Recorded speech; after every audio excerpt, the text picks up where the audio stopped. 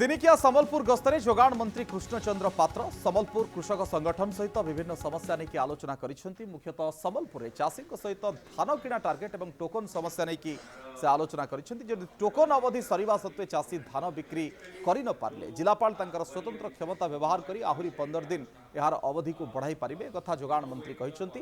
यापरे जिलापालंकर कार्यालय जिला योजना कमिटर बैठक में से जोग देथिले।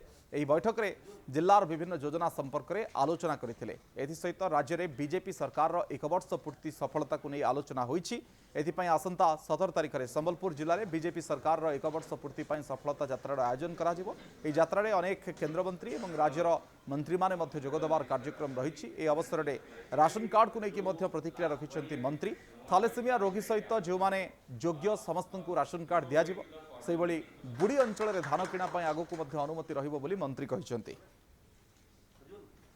टार्गेट समस्या समाधान हो साराणी जिते टार्गेट दरकार आम दबू ऑलरेडी ऑर्डर कर दे कि आसी भुवनेश्वर ती टार्गेट दरकार पूरा टार्गेट दिज्व आउ गोटे भी आपण को टोकन लाभ सब ना जदि भी कहार लाभ सला ताले जिलापाल मान हाथ में 15 दिन सब अवधि अच्छी सेटा को आम नहींनु से 15 दिन भितर से समाप्त कर 1 वर्ष पूर्ति से उपरे जो विकास मेला हम तार समय निर्धारण करागला।